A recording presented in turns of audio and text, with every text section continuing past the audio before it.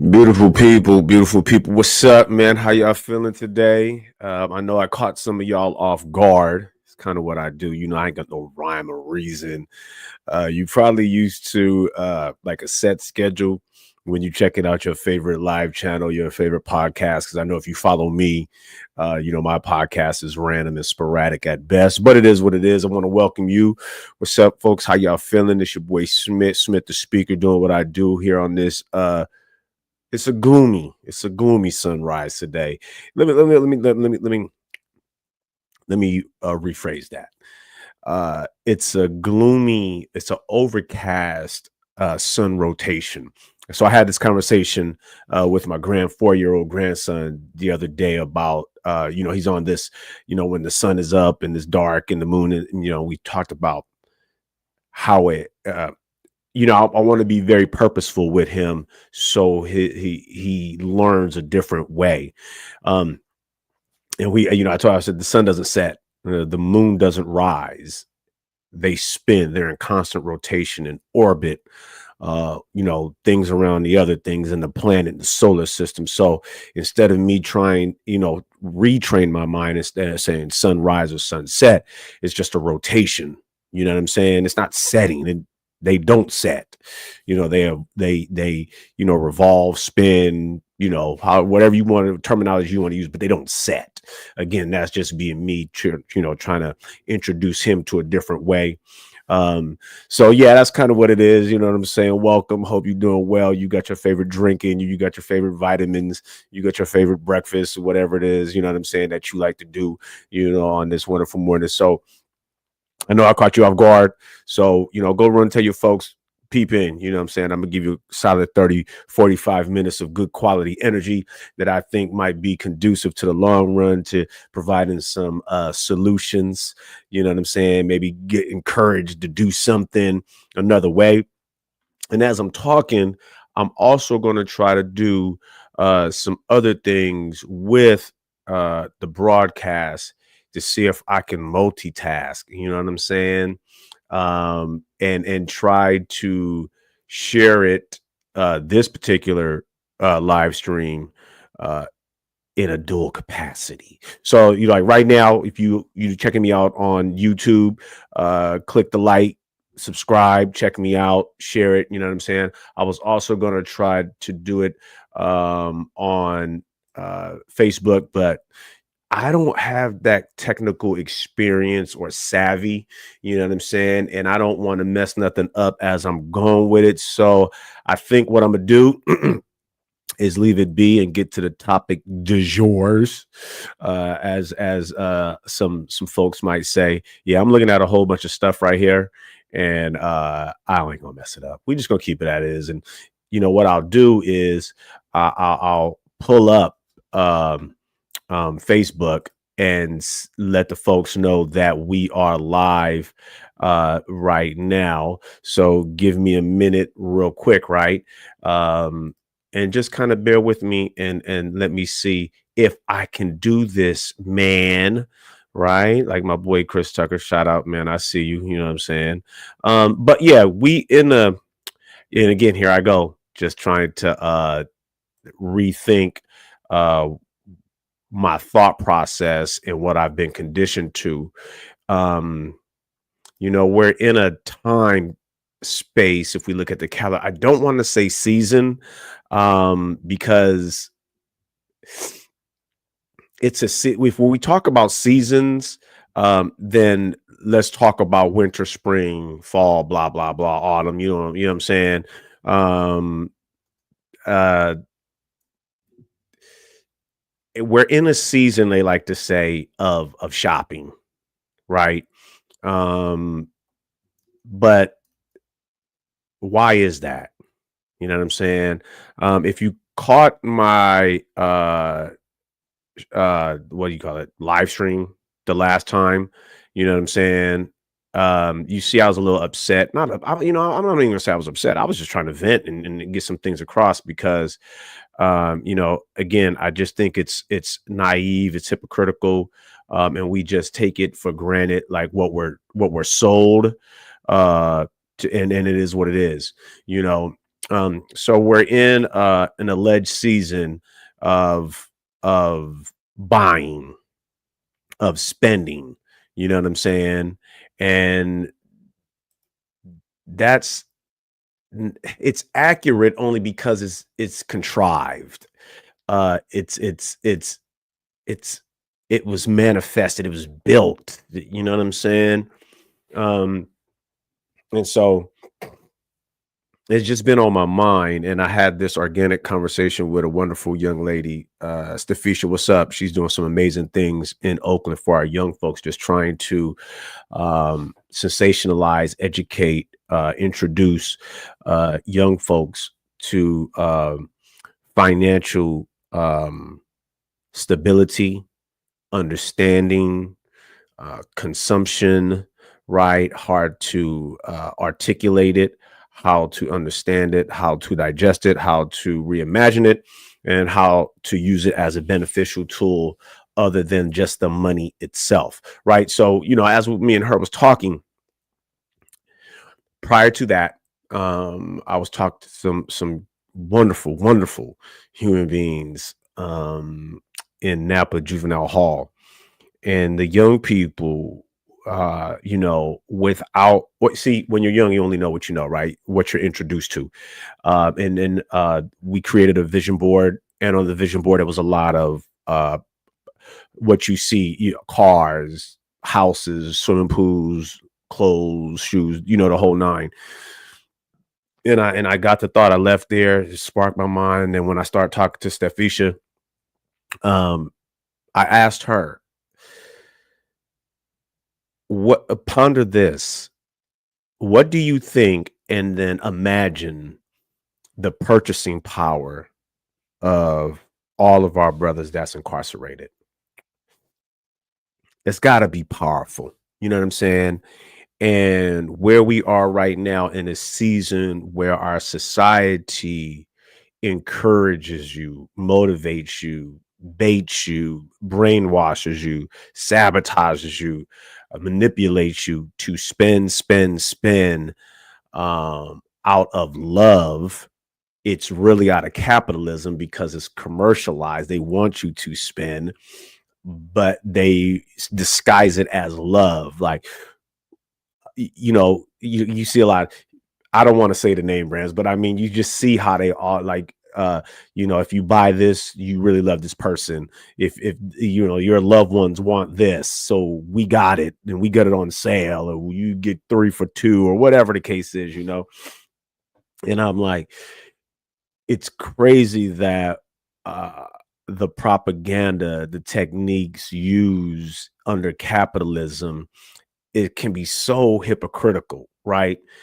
The intersectionality of politics and uh public life, and not to get all historical, but capitalism is supposed to be um open market, right? It is what it is. They got the whole laissez-faire, hands-off kind of approach, whoop-de-whoop. But if you look at some of it, it's a little bit, like I said, manipulated and contrived because of the powers that be. So you look at a lot of political folks, and they're often, more than not, especially in this particular country that we reside in on stolen land, is that the money uh, from capitalism is used to persuade the politicians. I know you're not new to that, and I don't want to, make you sound like naive or ignorant. I think we all know that. I think it's just crazy that it's so sewn into the fabric that it almost becomes invisible in plain sight, right? So, like, I know a lot of folks will go to a particular brick and mortar big brand store and have multiple things that they can get in there, whether it's food, whether it's clothing, whether it's electronic goods, whether it's home goods, or whatever it is, and not understand. Well, I don't let me say that.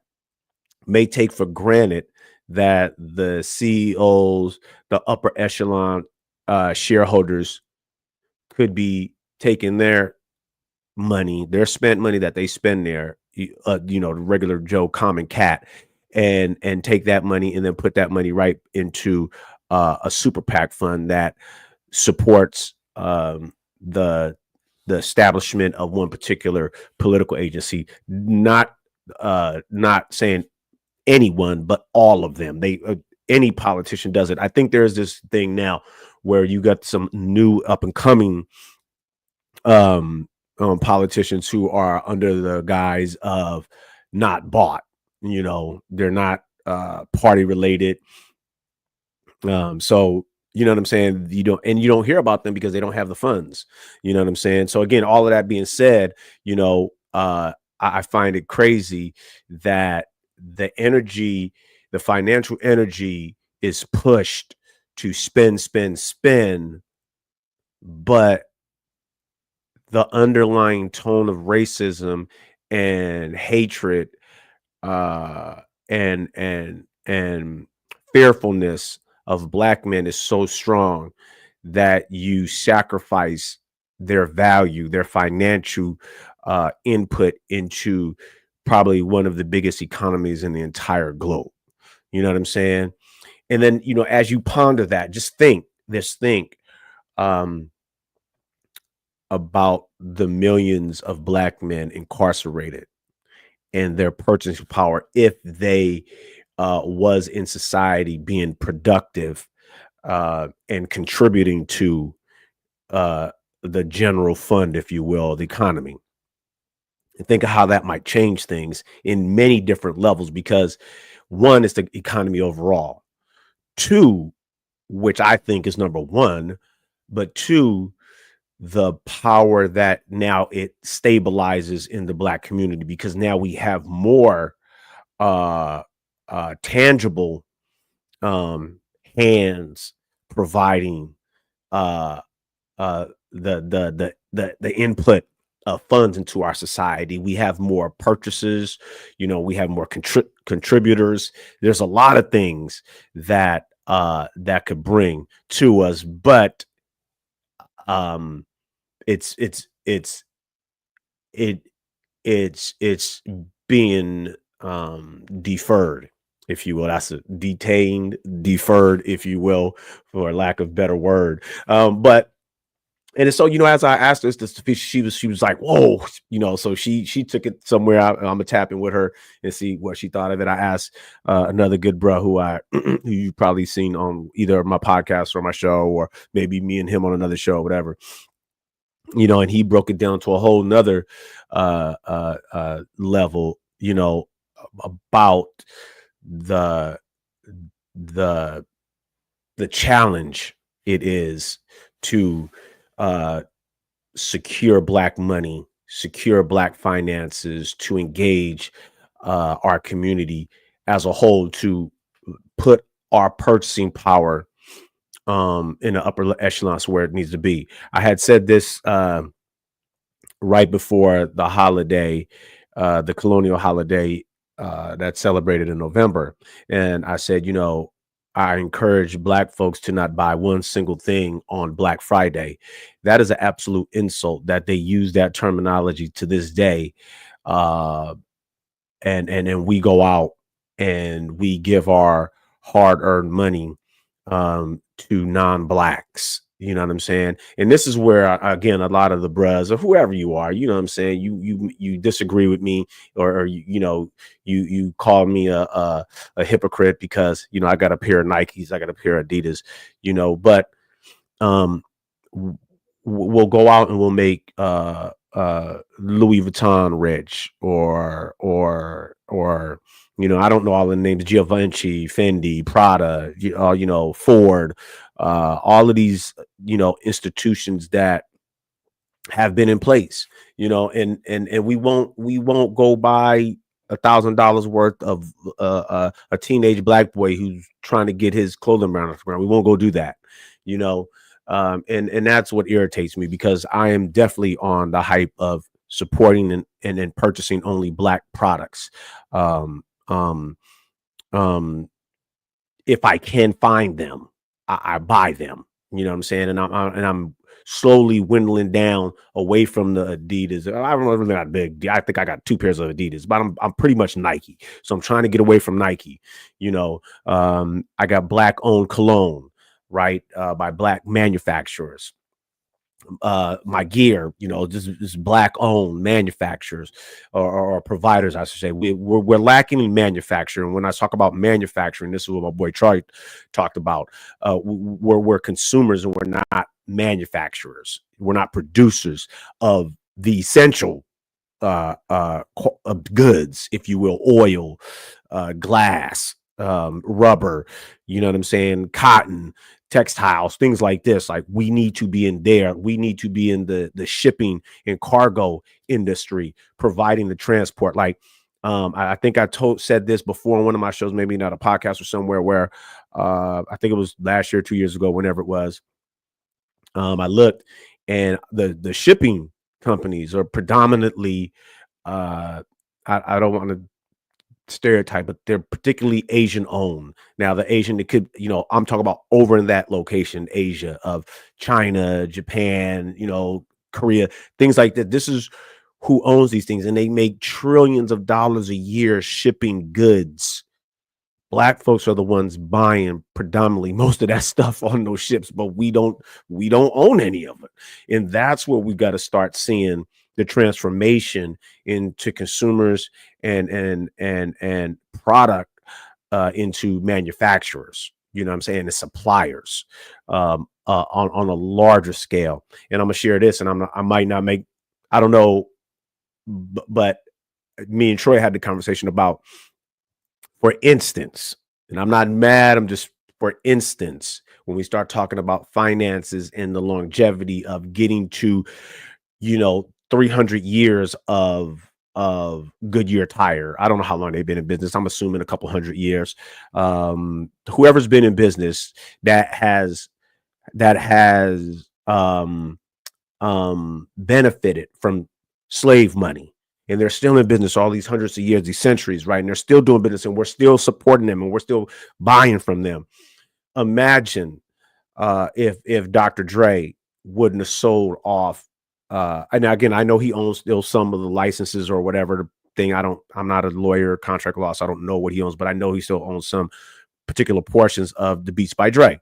Now, saying he didn't sell to whatever to get that back. Well, he got a lot, and he's set, and his family's set for generations. Yeah, great, outstanding. Not knocking it. Don't know what it is. But I think what the conversation me and Troy had is, what if he had the wherewithal? I'm not saying he didn't, I don't know, but I'm just, imagine him not selling any of that and him keeping that for the duration of eternity. And now that, however hundreds of millions or billions or whatever he got from that, maybe he only right now turns a profit that is minuscule to that. When I say minuscule, people are still going to buy the Beats by Dre, you know what I'm saying? So he makes I don't know, 50 million, right? But that product is his family's.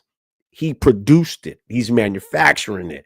He has plants. Now it's Beats by Dre. It's a global entity. And it has so far reaching effects. And no one owns it but him. Right. So that's when we start, and my mind gets to going, and I looked up banks and credit unions and how do we get those, and it takes some things. But Bank of America was started by some Italian dude back in the 1800s because he didn't like the lack of service that his fellow immigrants weren't receiving.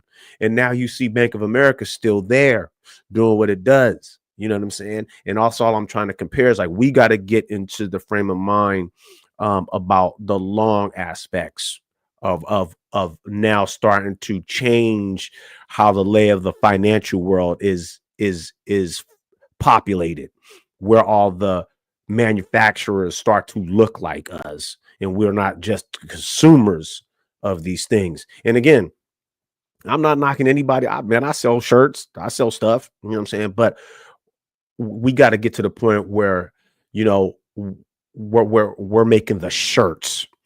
We're manufacturers of the shirt, not the design difference. You know what I'm saying? So that's what's been on my mind with that, because, man, the purchasing power of our brothers that's locked up has to be a GDP by itself that would rival most states in this union. It's a drink break. Hold on. You know, I keep it real. Got to keep the palate, moist, so I sound good and I don't sound like a frog. I don't know if you get that old yet. You start waking up, you sound like a frog first thing. You know what I'm saying? It happens. Your those get dry. You know what I'm saying? So I want to make sure that we're good. So purchasing power and all of this buying stuff, that has been a focus of mine to try to change some things, and not doing things the traditional, that word traditional, not doing things the traditional way, because that's what we was told to do. Like, you put your money in the bank. Like, shout out to my kids. They don't really put their money in the bank, and I love that. You know what I'm saying? Why do we got to put our money in the bank? Now, I was taught to put my money in the bank because that's what my mother told me. Now, my mother is part of a generation who got introduced to inclusion. When she was growing up, she wasn't allowed to participate. So her generation moved into, okay, we can open a bank account now, because they couldn't. This is the things that we're talking about. So, we can sit and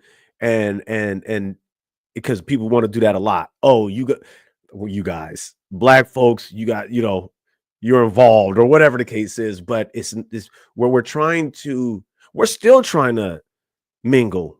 We're still trying to infiltrate, if you will. We still, to this day, and I said this a couple years ago, but we're in the years of 2024, 2023, and 2020, and we're still having announcements of, oh, this is the first black person to fill in the blank. You know what I'm saying? Hold this office, be in this space, do this, win that, speak here, go there, graduate from here. We're still doing those things. We're still doing those things. You know what I'm saying? So we're like 60 years or so, give or take. Was it damn near 60, 40, almost actually 60 years of the civil rights. Okay. The movement, the passage of the civil rights bill, 60 years. And let's talk about that when we start talking about purchasing power and finances, in our role in our place inside the whole economy. 60 years compared to those who've been in it. We can go to the 1500s, 1600s, but when we start talking about the establishment of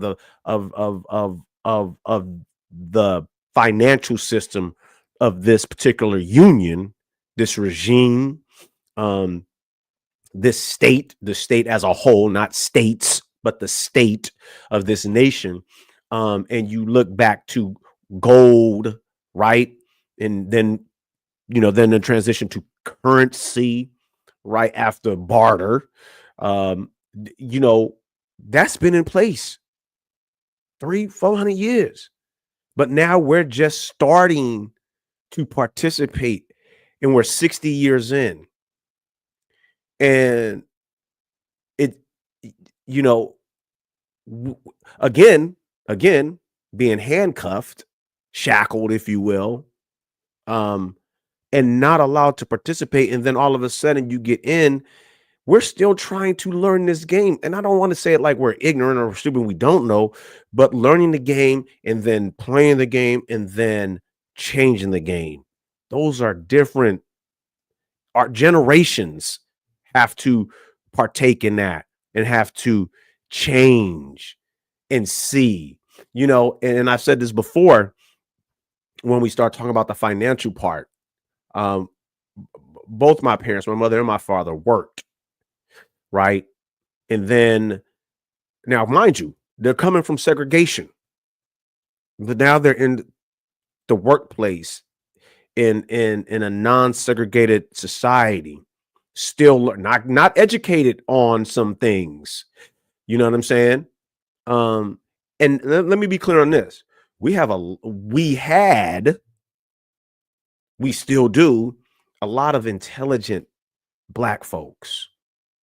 They they were doing things that were phenomenal and incredible to uplift and change the dynamic of the black experience. Wonderful people who you know, or maybe who you don't know because they weren't given the shine and the opportunity, and you only heard it through education. And if you didn't get, I don't want to say educated, but if you didn't get introduced to them, then how would you know? Right. So, you know, in the schools I went to, I don't want to say they didn't introduce W.E.B. Du Bois, Frederick Douglass, Langston Hughes, um, um, Marcus Garvey, you know, Booker T. Washington, all of it. I don't want to say they didn't, but if they did, they didn't force it down my throat like they forced down George Washington. Okay. That's what I'm trying to say. So, as a young man living in a city where I had to focus on survival, you give me 25 minutes of Booker T. Washington, and what I'm supposed to do with that, right? So I think just the dynamics of understanding the relatively new phenomenon that is black purchasing power, black purchasing power, has to be weighed in the sense of the longevity, the entire spectrum. You know, we're still new to the game, so we have to make these things, and then we have to get, like I said, into the we're doing outstanding. We have black billionaires everywhere. We have black millionaires everywhere. We have black thousandaires everywhere. You know, we have black business owners everywhere. We have black people doing wonderful things, but we're still relatively new in the entire gross national product. You know what I'm saying? Of the bottom line, which is capitalism, which is money, right? And if you just, I mean, again, it is what it is. You know, it is what it is, and we have to do our part.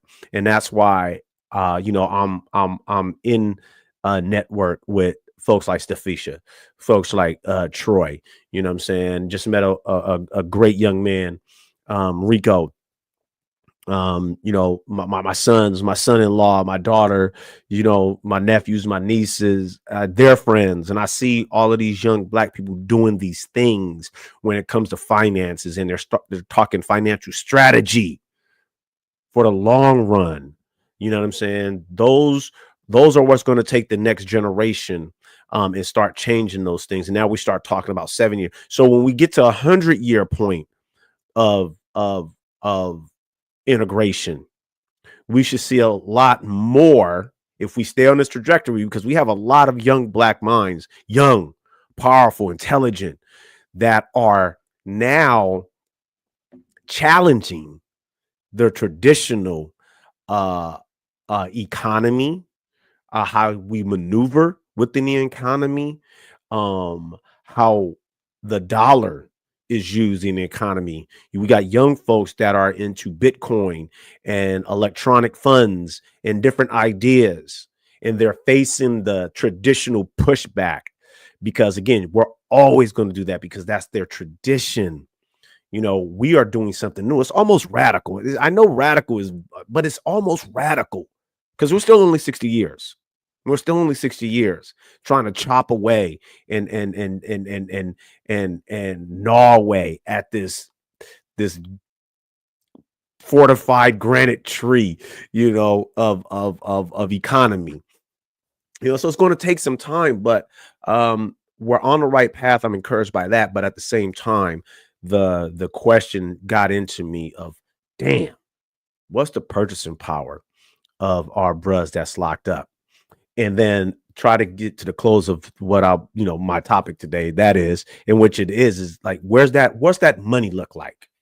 What's that dollar sign look like? And then again, I go back to the intersectionality of politics and economy.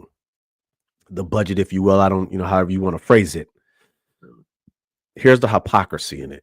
And this is why I got that question, and this is why I shared it with you. Let me take another swig.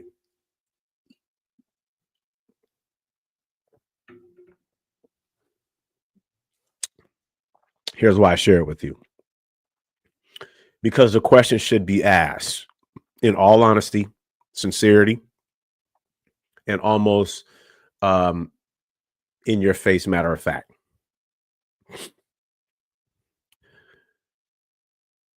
The economy, is it more beneficial to the colonial Eurocentric ideation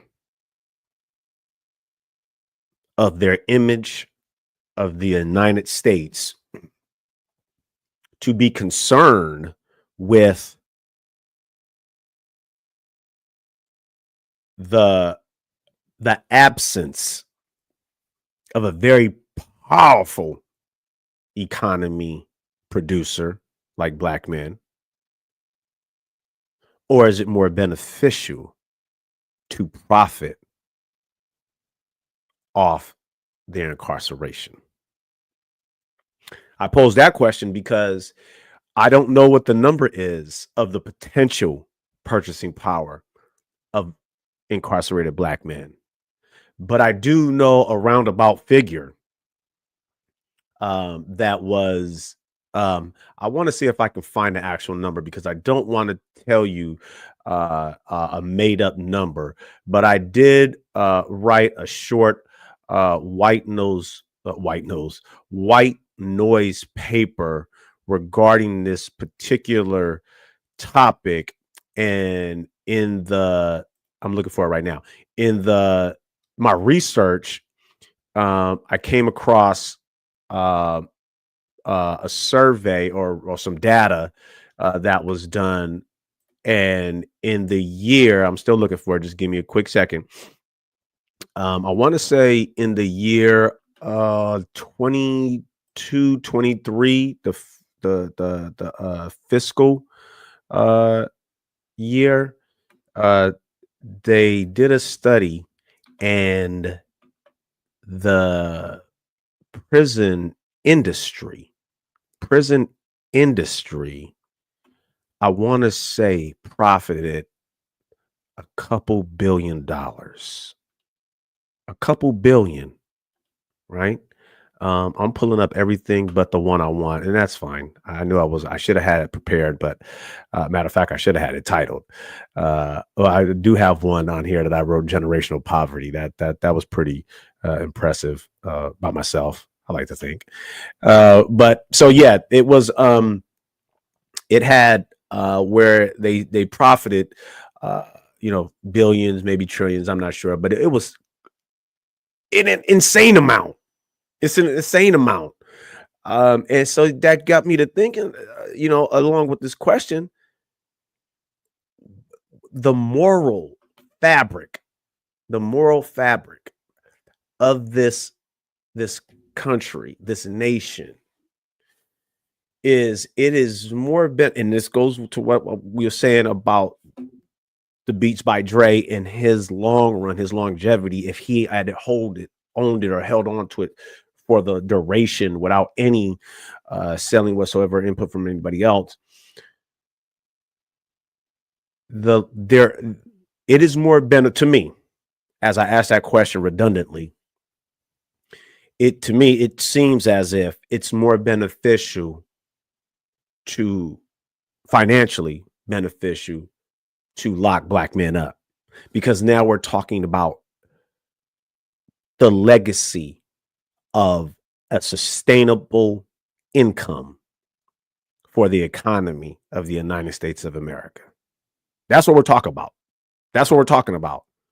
And then that money from that sustainable source, that industry, is then turned around and used to fund political agendas. That's my take. I pose it to you to one, have that thought with yourself, do your own introspective um, thesis statement, if you will, with it. Share it with others. Let others ponder it. See, and I think again, this is what I try to do. I try to just throw things out there and see where they go, and let other people take them, right, or benefit from them, or hell, struggle with them. You know what I'm saying? I was having this conversation with someone not too long ago, just about the role of my energy right now, and where where I present the energy to. It ain't for me. It's for somebody else to take that energy and do something with it. You know, our financial energy as black men is not about me.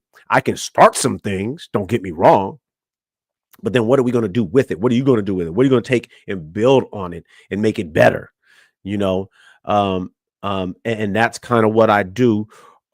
When you see Smith the speaker, I'm speaking, hopefully trying to provide a solution. I don't have all the solutions. I'd be naive to think that I have the solution, uh, and I can fix all the problems. That's one thing I did uh, recognize in myself maybe about last year, was when I brought my boy Maine in to help me speak to some young folks. As I'm sitting there listening to him and watching their intent, concentration on him as he spoke, I'm like, this ain't about me. This ain't about me. The energy is about me providing energy, or me providing someone else's energy to the other folks that need it. You know what I'm saying? And so again, today, what I tried to do is provide you with some energy to think practically and rationally about when we spend our money, how we spend our money, why do we spend our money? I mean, we're at what? The month of December 15th. In 10 days, a certain day is going to happen. And we are so brainwashed that we think if we don't spend everything we have on the people we love, then they won't love us and we don't love them. That is insane to me. That is insane to me. I just told the 4-year-old grandson, man, look, I'm not buying nothing. I buy you stuff all the time.